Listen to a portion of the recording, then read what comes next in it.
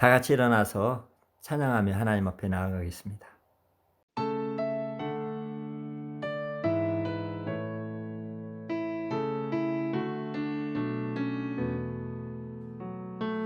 만물을 지으시고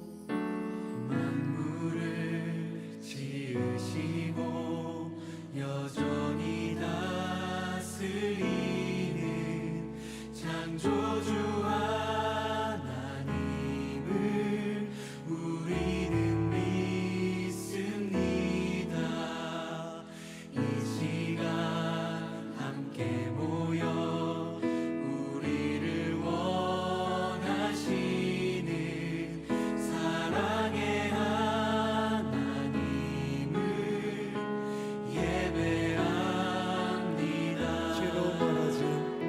죄로 멀어진 우릴 위해 이 땅에 오신 어린 양 예수, 길과 진리 생명 주를 통해 우리는 나아갑니다. 마음의 노래를 들으시는 주님, 두려움에서 지금 일어나 사랑으로 오라 하시네. 우리의 약함을 잘 아시는 주님, 늘 우리와 동행하시며 참 기쁨과 소망 주시는 주를 예배합니다.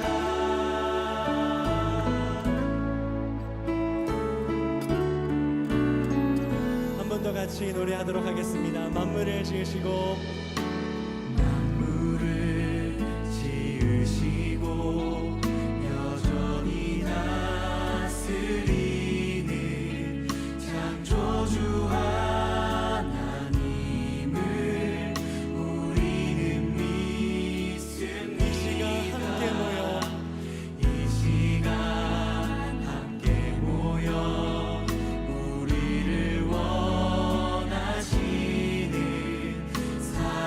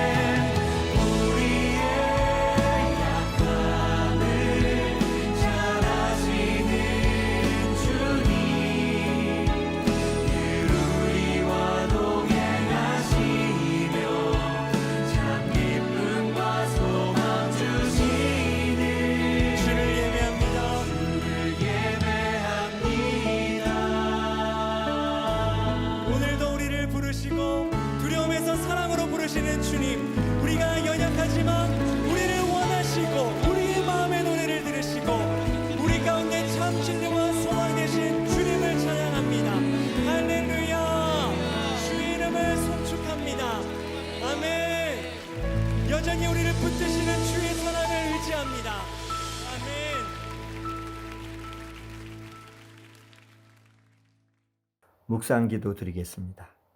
손이 깨끗하며 마음이 청결한 자를 찾으시는 하나님 아버지, 사순절 넷째 주일에 저희들이 모여 하나님 앞에 예배를 드립니다. 우리의 예배를 받으시고 하나님이 기뻐하여 주옵소서. 저희들이 우리의 죄를 고백하며 주님께 나아갑니다. 예수님이 걸어가셨던 십자가의 길을 생각하며 주님께 나아갑니다. 우리를 새롭게 하시고 하나님의 뜻에 합당한 자로 설 수 있도록 도와 주옵소서. 우리의 예배를 주님이 기뻐 받으실 줄 믿사오고 사랑 많으신 예수님의 이름으로 기원하옵나이다. 아멘.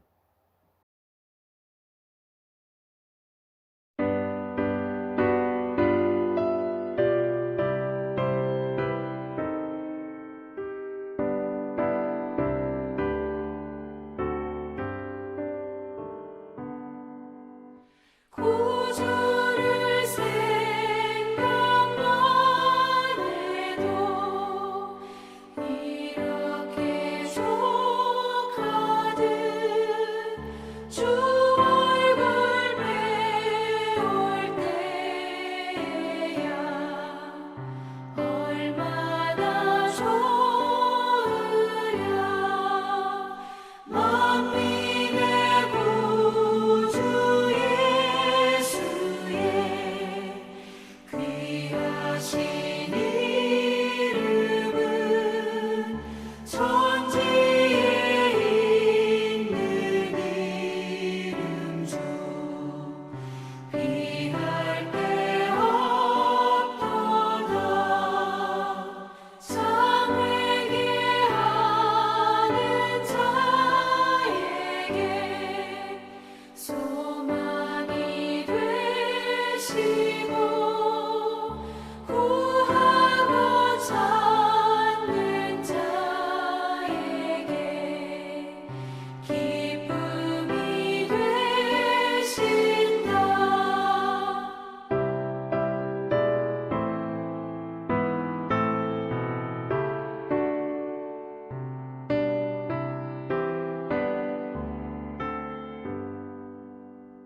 예수의 넓은 사랑을 어찌 다 말하랴.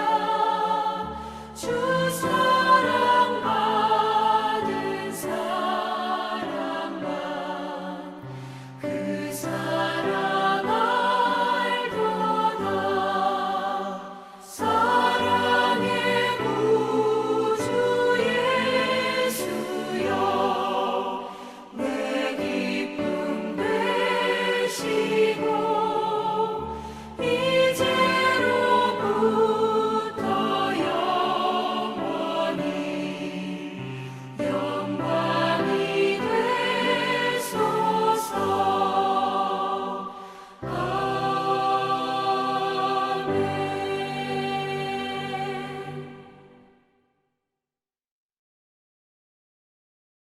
교동문 126번 사순절 3입니다. 여호와여 나의 영혼이 주를 우러러 보나이다.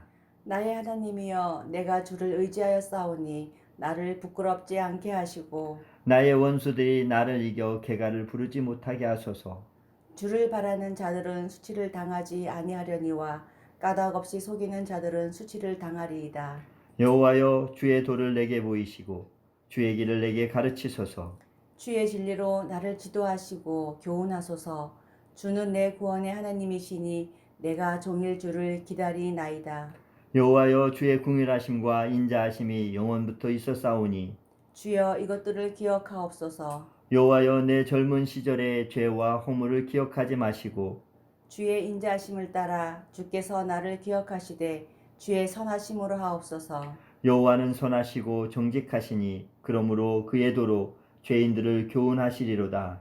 온유한 자를 정의로 지도하시며 온유한 자에게 그의 도를 가르치시리로다. 여호와의 모든 길은 그의 언약과 증거를 지키는 자에게 인자와 진리로다. 아멘. 사도신경으로 신앙 고백하시겠습니다. 나는 전능하신 아버지 하나님 천지의 창조주를 믿습니다. 나는 그의 유일하신 아들 우리 주 예수 그리스도를 믿습니다. 그는 성령으로 잉태되어 동정녀 마리에게서 나시고 본디오 빌라도에게 고난을 받아 십자가에 못 박혀 죽으시고 장사된 지 사흘 만에 죽은 자 가운데서 다시 살아나셨으며 하늘에 오르시어 전능하신 아버지 하나님 우편에 앉아 계시다가 거기로부터 살아있는 자와 죽은 자를 심판하러 오십니다. 나는 성령을 믿으며 거룩한 공교회와 성도의 교제와 죄를 용서받는 것과 몸의 부활과 영생을 믿습니다. 아멘.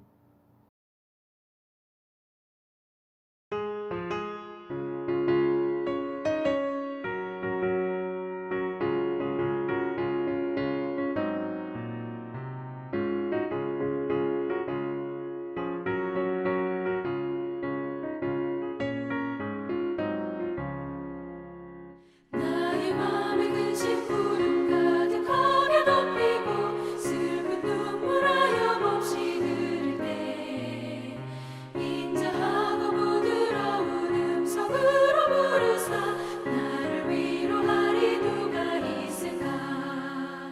주 예수 주 예수 주 예수 주 예수밖에 누가 있으랴. 슬퍼 낙심될 때에 내 친구 되시는 구주 예수밖에 다시 없도다.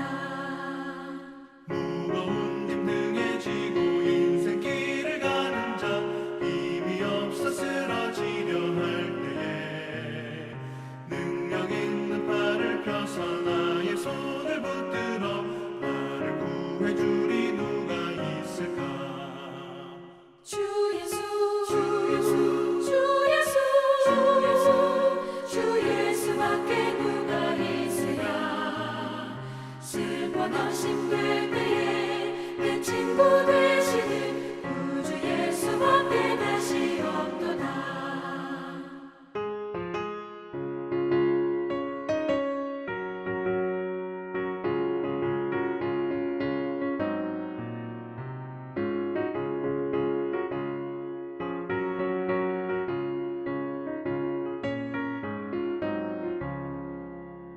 지은 죄를 돌아보니 부끄럽고 외로워 자나깨나 맘에 평안 없을 때 주한 죄인 용납하사 품에 안아주시고 깨끗하게 하시리가 누굴까. 주 예수 주 예수 주 예수 주 예수 주 예수밖에 누가 있으랴. 슬퍼 낙심될 때에 내 친구 되시는 구주 예수밖에 다시 없도다. 요단강을 건너가서 시온 성을 향할 때 나와 항상 동행하리 누굴까. 두려움의 검은 불은 모두 헤쳐버리고 나의 발길 인도하리 누굴까. 주 예수 주 예수 주 예수 주 예수 주 예수밖에 누가 있으랴. 슬퍼 낙심될 때에 내 친구 되시는 구주 예수밖에 다시 없도다.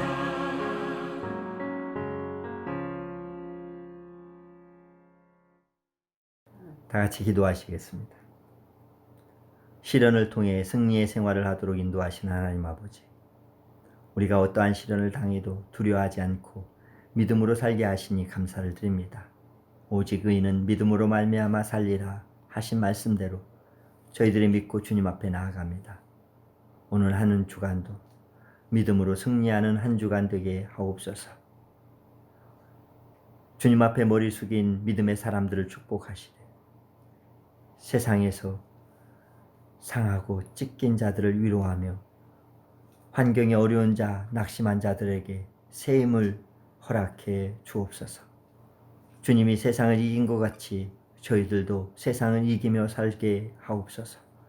우리의 삶 속에 생각과 언행으로 하나님의 영광을 가리지 않게 하시고 범사에 하나님의 성호를 높이 드러내는 복된 삶을 살게 하옵소서. 코로나19로 어려운 지경에 있는 이 세상 속에 빛과 소금이 되길 원합니다. 우리들의 삶 속에 하나님의 뜻을 이루어가고 하나님께서 말씀하신 대로 세상을 복되게 하는 믿음의 사람으로 서게 하옵소서. 이 나라에 당한 어려움들을 주님 속히 해결해 주시고 전 세계의 아픔과 고통들을 주님 해결해 주옵소서. 이 일로 인하여 선교지에 복음이 전해져야 되는데 이러한 사역들이 막히거나 또 잠재워지는 일들이 없도록 주님 은혜를 더하여 주옵소서. 특별히 전 세계에 퍼져가는 코로나를 주님 불쌍히 여겨주시고 이로 인하여서 고통당하는 일이 더 생기지 아니하도록 은혜도 허락해 주옵소서. 믿음의 사람들이 각각 흩어져서 각 가정에서 또 각계의 일터에서 생활합니다. 우리 하나님 은혜를 주시고 그들이 어디에 있든지 하나님의 보호하심과 하나님의 지켜주심 속에 평강을 누리게 하옵소서. 주님, 이 묵땅의 어려움들을 우리가 바라봅니다. 주님 은혜를 주셔서 그 땅에도 하나님의 복음이 희망을 갖게 도와주옵소서. 또 정치가 위정자들을 기억해 주시고 그들이 지혜롭게 정치에 나아갈 수 있도록 은혜도 허락해 주옵소서. 우리 참 아름다운 교회가 이웃에게 덕을 끼치고 참으로 복된 교회가 되기를 원합니다. 시련을 당하여 힘들고 어려운 그러한 이웃들에게 참된 희망이 되어지는 그런 저희들이 되게 하옵소서. 사랑 많으신 예수의 이름으로 기도하옵나이다. 아멘.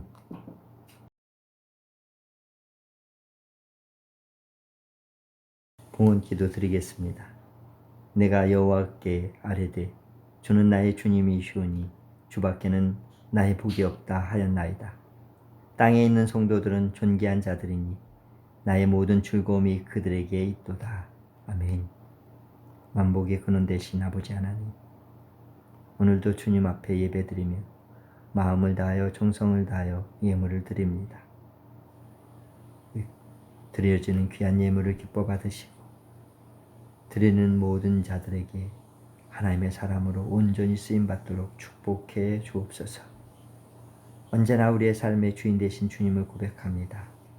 물질로 어려움이 겪지 아니하도록 은혜를 주시고 주어진 예물로 생명을 살리는 일에 귀하게 쓰임받는 저희들 되게 도와주옵소서. 병으로 힘들어하고 어려운 이웃들을 기억해 주시고 그들의 삶 속에 하나님의 은혜가 있도록 축복해 주옵소서.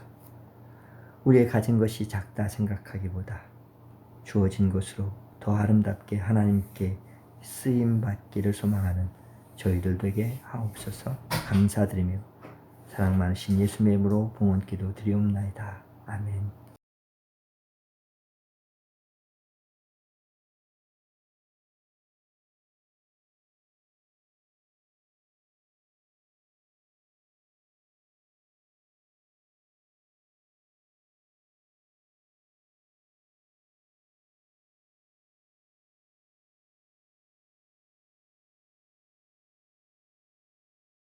코로나19로 사회적 거리두기를 하면서 교회에서 예배드리는 일들이 어려워졌습니다.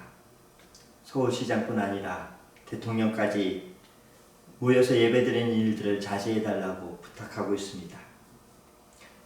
일제 강점기 시절을 지나면서도 또 6.25 동란을 지나면서도 한 번도 예배드리는 일들이 멈춰진 적이 없고 기도하는 일들이 선 적이 없었는데 지금은 예배드리는 일들이 죄를 짓는 일들처럼 질타를 받고 있습니다. 심지어 유치원 교사나 요양원에 근무하는 사람들은 예배를 드렸는지 체크를 하고 드리는 자에게는 불이익을 준다는 이야기까지 나오고 있습니다. 어떤 사람들은 어떻게 교회에서 예배드리는 일들을 막느냐고 열을 내는 사람들이 있지만 또 한편 이것은 또한 하나님이 우리를 향한 사인이 아닌가 생각이 되어집니다. 오늘 비춰진 에베소 교회를 바라보면서 우리에게 하나님의 에베소 교회처럼 사인하고 계신 것은 아닌지 함께 돌아보고자 합니다. 계시록 2장 2절 말씀에 내가 내 행위와 수고와 내 인내를 알고 또 악한 자들을 용납하지 아니한 것과 자칭 사도라 하되 아닌 자들을 시험하여 그의 거짓된 것을 내가 드러낸 것과 또 내가 참고 그 내 이름을 위하여 견디고 게으르지 아니한 것을 아노라. 교회는 참 아름다운 교회였습니다. 교회는 세상의 인정을 받았습니다. 특히 노마 시대에는 세 번의 역병을 지나면서 교회의 모습으로 세상을 더욱 아름답게 만들었습니다. 이후로 에베소 교회만 하더라도 에베소에서 에베소 교회를 지어줄 만큼 그렇게 인정받았습니다. 그래서 교회가 세상의 중심이 되었고 엄청난 부와 영광을 얻게 되었습니다. 그런데 그것이 전부였습니다. 황금기를 부과하던 에베소 교회의 경우 잦은 지진으로 점점점 토사가 밀려나와 항구 도시였던 그곳이 토사로 메꿔지고 나중에는 큰 지진으로 에베소 전체가 무너져 사라져버리게 되었습니다. 이제는 그 터만 남아있고 그것도 1600년에서 1800년 사이에 발굴되어진 터입니다. 전혀 사람들이 살지 않는 곳, 그러한 곳이 되고 말았습니다. 요한계시록의 예언이 그대로 이루어진 것입니다. 계시록 2장 5절 말씀에 보면 만일 그리하지 아니하고 회개하지 아니하면 내가 네게 가서 내 촛대를 그 자리에서 옮기리라. 우리 주님의 말씀이 그대로 이루어진 것입니다. 그렇다면 요한계시록이 쓰여진 그 시점은 언제였을까요? 에베소 교회가 멸망되어지기 한참 전이었음을 알 수가 있습니다. 이 말씀이 기록되어진 것은 AD 90년에서 95년 사이에 쓰여졌는데 에베소 교회가 역사 속에서 사라진 것은 AD 600년경입니다. 그러니까 500년이라는 세월이 아직도 남겨져 있는 시점에서 미래에 이루어질 일들을 지금 성경은 말씀하고 있는 것이었습니다. 아직까지도 에베소 교회는 예수님이 말씀하시기 이 시기에도 아직까지도 에베소 교회는 왕성했습니다. 뿐만 아니라 현상적으로도 아무런 문제가 없었습니다. 에베소 교회는 보면 볼수록 참으로 아름다운 교회였습니다. 에베소 교회에서 어떤 허물을 찾기가 매우 어렵습니다. 우상을 숭배했습니까? 아니면 세속화되었습니까? 아니면 권력에 의탁했습니까? 그런 것이 전혀 없습니다. 오히려 강력한 교회였습니다. 자, 그러면 예수님께서 뭐 때문에 에베소 교회를 문제 삼은 것일까요? 주님이 문제 삼으신 실체가 무엇일까요? 아무리 찾아봐도 그 실체가 없습니다. 주님이 지속하신 이야기는 이것입니다. 계시록 2장 4절. 그러나 너를 책망할 것이 있나니 너의 처음 사랑을 버렸느니라. 아무런 이유도 없이 당신 싫어. 왜? 그냥 이런 이야기입니다. 증거를 대봐. 증거 없는데 그냥 느껴져. 무슨 이야기야? 내가 월급을 또박또박 갖다 줬지. 회사 끝나면 불같이 달려왔고 일주일에 한 번씩은 당신하고 외식을 하면서 지난 생일에도 내가 선물을 줬잖아. 그렇게 다 했는데. 그래, 다 했어. 그런데 그래. 이런 것입니다. 실체가 없습니다. 여러분, 처음 사랑을 버렸단 말처럼 애매모호한 말이 없습니다. 분명히 에베소 교회는 현상적으로 너무나 멋있고 근사하고 강력한 교회였습니다.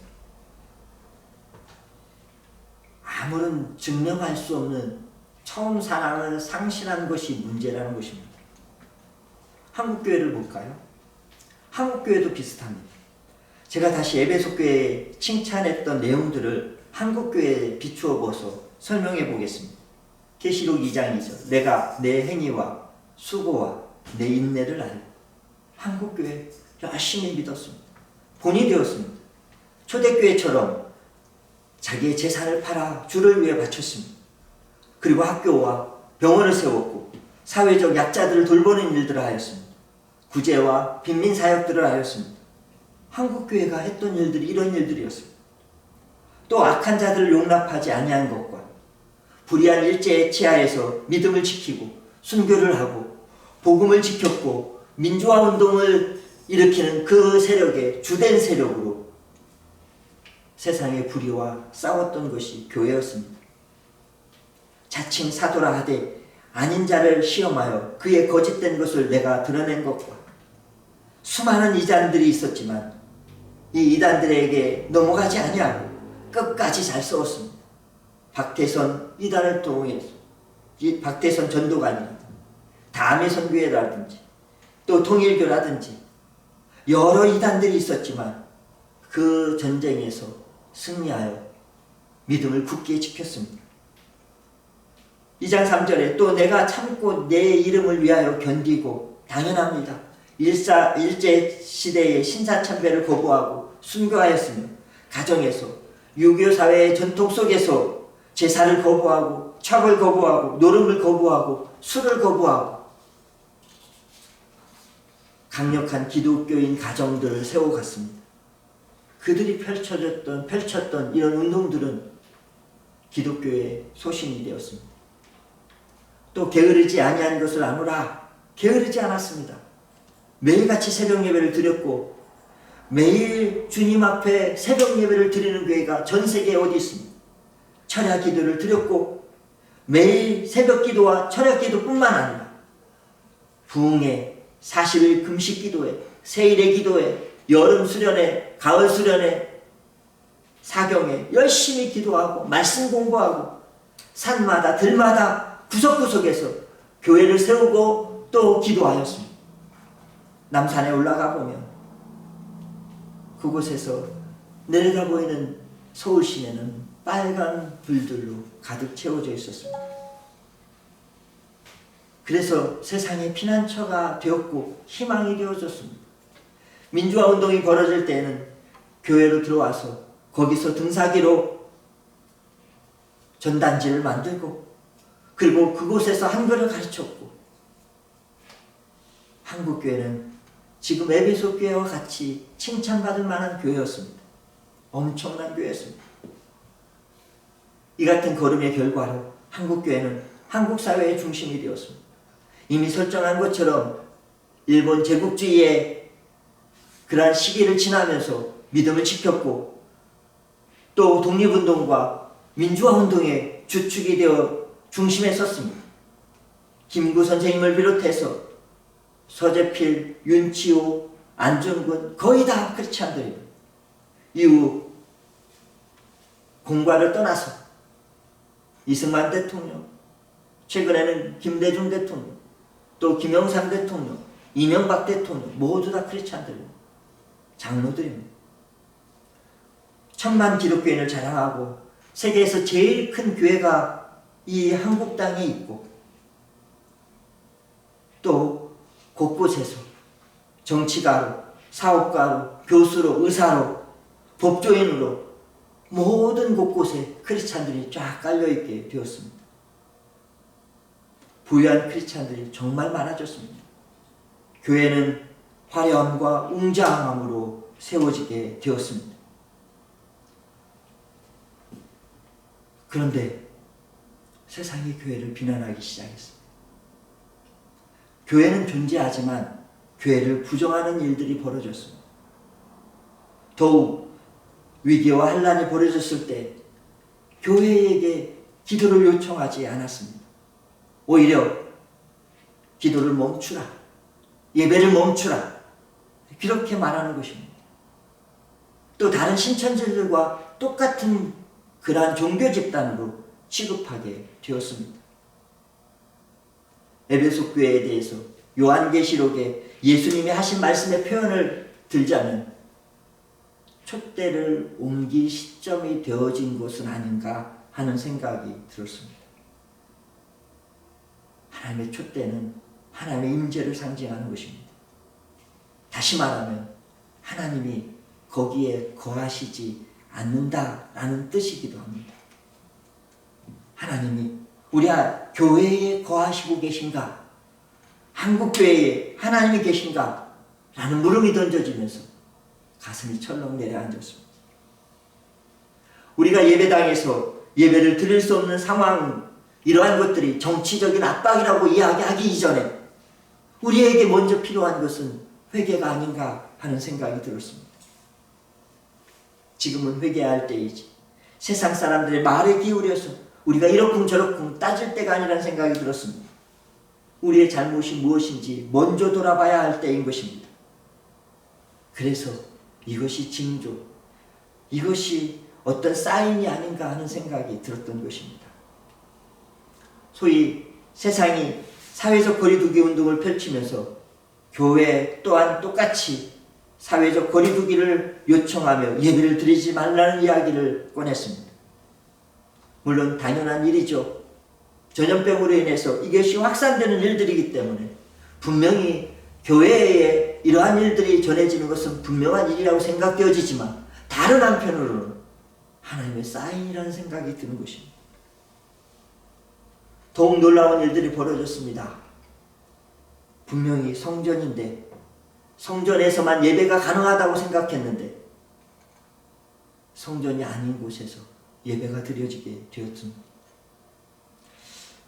수백억, 수천억을 들여서 수십억을 들여서 예배당을 건축했는데 그곳이 아닌 다른 곳에서 예배를 드릴 수 있다라는 그런 결론이 드러나게 되었던 것입니다. 다른 의미에서는 성전의 붕괴, 촛대가 옮겨지는 것이 아닌가 하는 생각이 들었습니다. 여러분, 그러면 도대체 우리가 무엇을 깨달아야 되는 것일까요? 예수님께서 예루살렘에 올라가신 적이 공생의 기간 동안에 3번 정도 있었습니다. 그것 중에 첫 번째 올라가셨을 때의 일이었습니다. 예수님께서 첫 번째 올라갔던 이야기가 요한복음 2장에 기록되어지고 있는데 예수님께서 올라가셔서는 성전 정화 사건을 일으키셨습니다. 그러자 유대인들이 도대체 당신이 무슨 권한으로 이런 일들을 행하는가? 라고 예수님께 반문하고 묻습니다.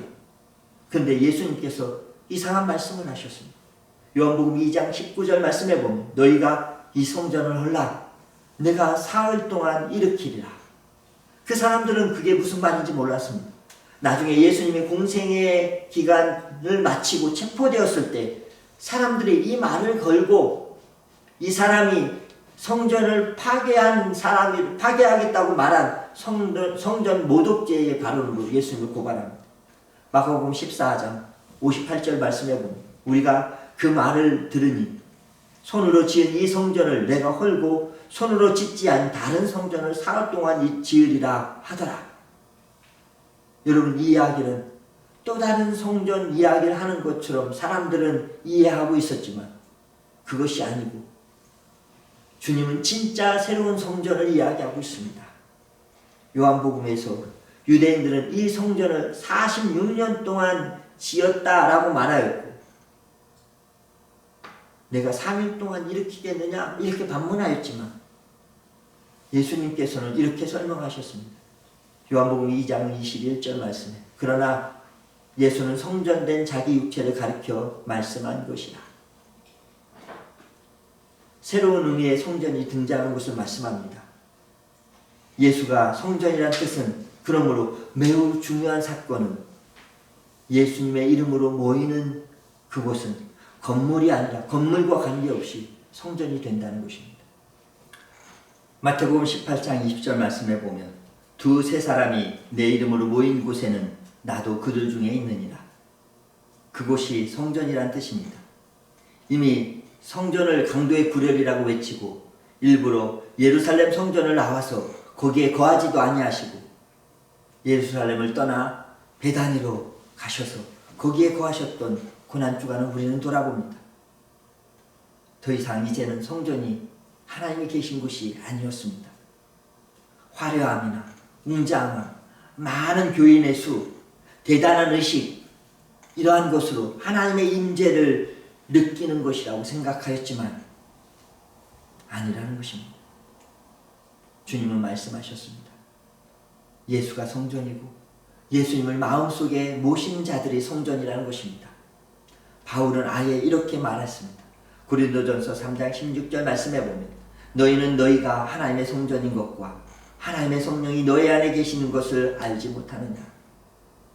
우리가 지금 성전, 건물, 예배당 엄청 하나님이 우리에게 경고하신 그러한 이야기인 것인지 모르겠습니다.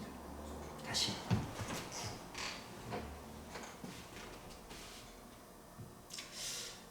고린도전서 3장 16절 말씀해 보면 너희는 너희가 하나님의 성전인 것과 하나님의 성령이 너희 안에 계신 것을 알지 못하느냐.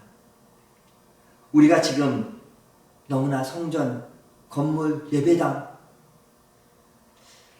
이러한 것들에 매여 있을 때 하나님이 우리에게 경고하고 계신 것이 아닌지 모르겠습니다. 성전 없이 예배를 드립니다. 많은 교회들이 성전 없이 예배를 드리고 있습니다. 에베소 교회에게 편지를 쓰여진 때가 AD 90년대에 이 편지가 쓰여졌습니다. 그때만 해도 에베소 교회는 시퍼렇게 살아있던 그런 때였습니다.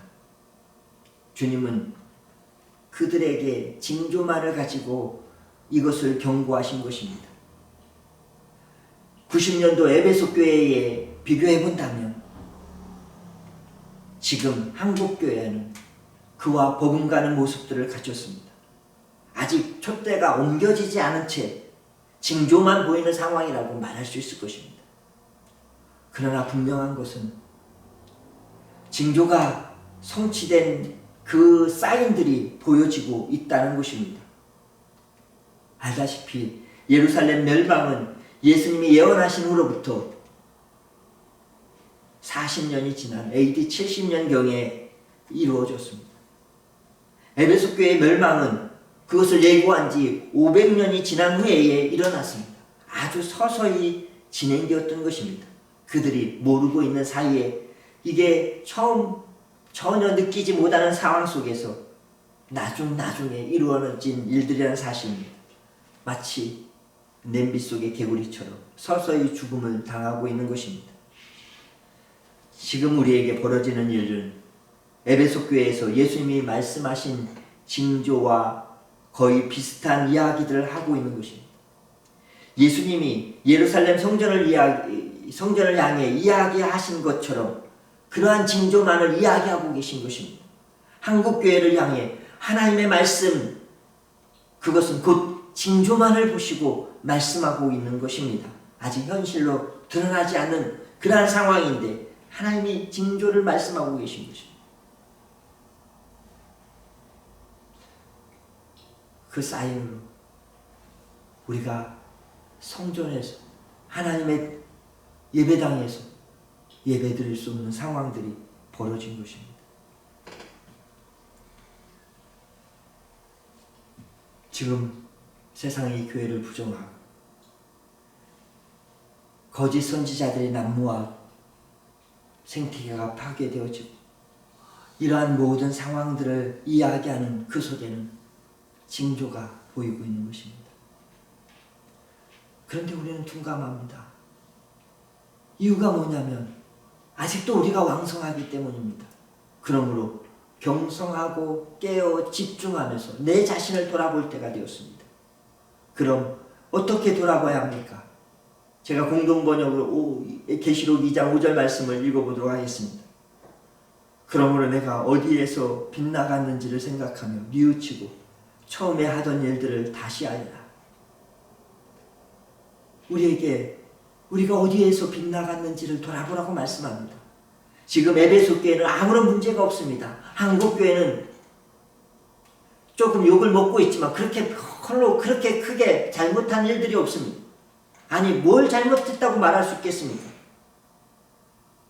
주님께서 물어보시면 주님이 말씀하시는 것입니다. 처음 사랑을 잃어버렸다. 처음 사랑이 식었다. 라는 정도입니다. 에베소 교회가 눈에 보이는 것 중에 크게 잘못한 것이 없는 것처럼 에베소 교회가 이미 설명한 것처럼 지금도 열심히 일하고 있는 그러한 교회인 것처럼 한국 교회도 마찬가지로 어떤 잘못을 끄집어내기보다 아주 열심히 충성을 다하고 있는 모습들을 우리는 너무나 잘 바라볼 수 있습니다. 교회에서 직분을 맡은 사람들만 봐도 그들이 얼마나 열정적으로 목회자에게 또 교회에게 헌신하고 있는지를 우리는 볼 수 있습니다. 도대체 뭐가 잘못됐다는 것입니까? 뭐가 잘못됐기에 우리에게 회개하라는 것입니까? 사람들은 물어봅니다. 주님이 말씀하십니다. 구체적으로 잘못한 것을 지적할 수는 없다. 아니, 제가 싫어진 것입니까? 아니다. 그러면요, 제가 봉사일을 하지 않았습니까? 어렵고 힘든 상황에서도 열심히 헌금하지 않았습니까? 내 형편에 과분할 정도로 건축헌금을 하지 않았습니까? 반지도 뺐다니까요. 요즘 이렇게 바쁜 때에도 내가 주의를 지키려고 얼마나 애를 썼는지 모릅니다. 그거 아십니까, 목사님? 내가 변기 청소도 내가 했다는 사실. 이 정도 하면 된 것 아닙니까? 아무도 모르게 다른 사람들을 도와주기도 했습니다. 그런데 뭘 도와라는 것입니까? 제가 뭘 잘못했길래 회개하라는 것입니까? 이유를 말해보십시오, 주님. 주님이 이렇게 말씀하실 것입니다. 왜냐하면 내가 예배 드릴 때나 내가 찬송할 때나 내가 기도할 때 너를 보게 되면 그냥 한데 후려갈리고 싶다. 이건 장미의 전쟁에서 나오는 이야기를 패러디한 것입니다. 도대체 왜 무슨 증거도 없이 다짜고짜 그렇게 말씀하시는 이유가 뭡니까? 내 처음 사랑이 지금 많이 달라졌어. 여러분, 우리가 뭔가 오해하고 있는 것 같습니다. 주님의 마음을 우리가 오해하고 있는 것 같습니다. 주님이 원하시는 것이 무엇인지를 오해하고 있는 것 같습니다. 주님이 원하시는 것은 마음을 다하고 성품을 다하고 뜻을 다하여 주를 사랑하는 것입니다. 사랑하기에 주님 앞에 나오면서 주를 만나는 것들이 설레는 것을 말해주고 있습니다. 그런데 우리는요, 주님 앞에 자랑하는 것들이 무엇입니까? 언제 주님이 돈이 필요하다고 말씀하셨습니까? 엄청난 건물이 필요하다고 말씀하셨습니까? 근사한 성창기가 필요하다고 말씀하셨습니까? 다양한 백향록으로 의자를 만들고 강대상을 만들어 달라고 하셨습니까? 우리는 그것으로 하나님을 감동시킬 수 있을 거라고 생각했지만, 그것으로 우리의 신앙을 표현하려고 했지만, 하나님은 처음 사랑이 변질됐다고 말씀하시는 것입니다. 주님은 처음과 같이 설레임에서 믿기를 원하십니다. 저는 교회 가는 일들이 너무나 설레이기에 그렇게 신앙생활을 했던 시간들이 지금도 가슴 설레게 합니다. 사랑함으로 예배당에 나오는 것이 너무나 기뻤습니다. 어디서든지 어디에서든지 예배하는 일들이 즐겁고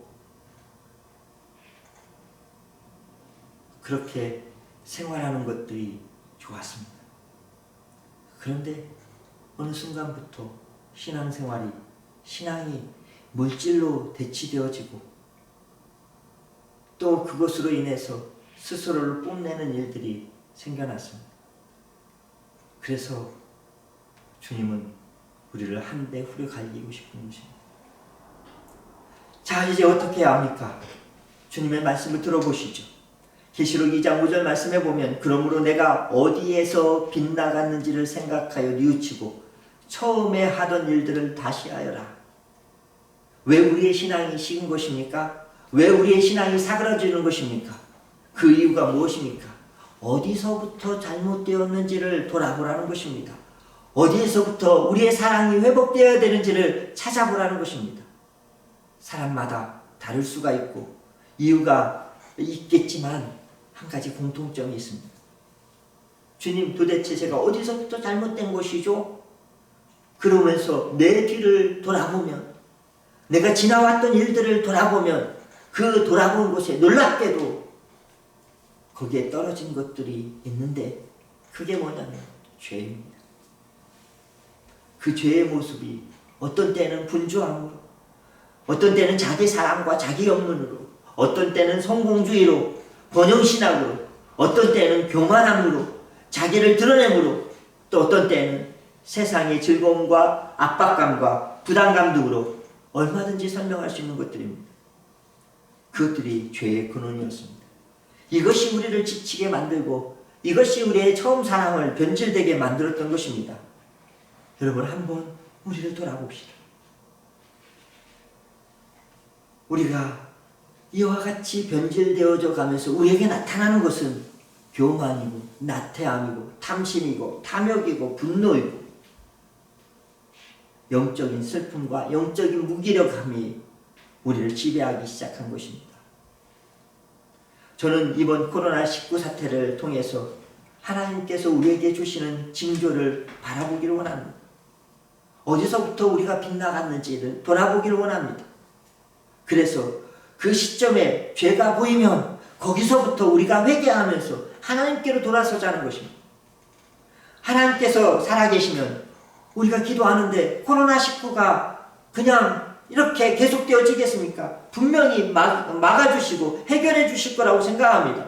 왜 그런데 안 해주시는 것입니까? 하나님이 살아계시지 않아서 그런 것 아닙니까?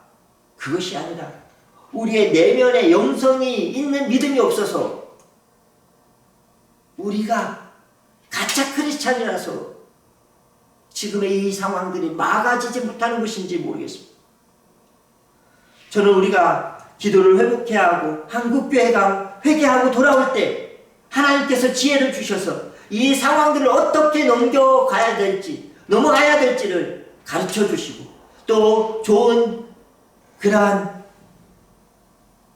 치료제와 또 백신들을 만들어서 이런 것들을 방어할 수 있는 그러한 일들을 해주실 거라고 생각합니다. 이제 이번 코로나19로 다시금 교회가 회복되어지고 이 나라의 경제가 회복되어지고 이 나라의 사회가 다시금 정결케 되어지고 하는 과정으로 흘러갔으면 좋겠습니다. 이제 말씀을 마칩니다. AD 90년에 에베소 교회에게 예수님께서 말씀하신 거나 또 예루살렘 성전을 바라보면서 예수님이 말씀하신 것, 그것은 징조를 보고 말씀하신 것입니다. 아직 그 일들이 이루어지지 않은 때였습니다. 지금 한국교회를 이야기하시는데 아직도 징조가 있는 그러한 시대에, 그러기에 지금이라도 내가 어디서 떨어졌는지를 돌아보고 어디서부터 잘못되었는지를 돌아보고 회개하고 그리고 처음 사랑과 행위를 다시 가지게 된다면 그러면 우리는 온전하게 회복될 수 있을 거라고 생각합니다. 사랑하는 성도 여러분, 우리가 다시금 여기서부터 시작해 봅시다. 우리 함께 기도하겠습니다. 사랑의 하나님, 우리 자신을 돌아보며 우리 하나님께서 우리에게 향하시는 사인이 무엇인지 생각해 보는 시간을 가졌습니다. 에베소 교회가 아직도 멸망하기 500년 전에 주님께서 이 에베소 교회를 바라보면서 말씀하셨는데 처음 사랑을 잃어버렸다. 전혀 알 수 없는, 전혀 이해되지 않는, 지금도 왕성하게 주를 섬기고 주의 일들을 감당하며 이단을 물리치고 주님께 헌신을 다하고 있는 상황 속에 주님이 하신 말씀이었던 것을 돌아보며 예루살렘 성전이 아직 무너지지도 않았는데 무너지기 40년 전에 주님께서는 그 징조를 보고 말씀하셨습니다. 한국교회에 일어나는 상황들을 바라보면서 우리 하나님 우리에게 그 징조를 보고 말씀하십니다. 지금이라도 회개하고 처음 사랑을 회복할 것을 말씀하셨습니다. 주님, 우리의 지난 날들을 돌아보며 우리의 죄가 보입니다. 다시금 이 죄에서 우리가 회개하고 하나님께로 나아가기를 원합니다. 다시금 여기서부터 주님과의 관계를 회복하고 처음 사랑을 회복해가는 저희들 되길 원합니다. 우리를 불쌍히 여겨주시고 여기서부터 다시 시작하는 저희들 되게 도와주옵소서. 우리를 더욱 아름답게, 이 나라를 더 아름답게 만들어 가시기를 간절히 소망하고 기도하오며 사랑 많으신 예수님의 이름으로 기도하옵나이다. 아멘.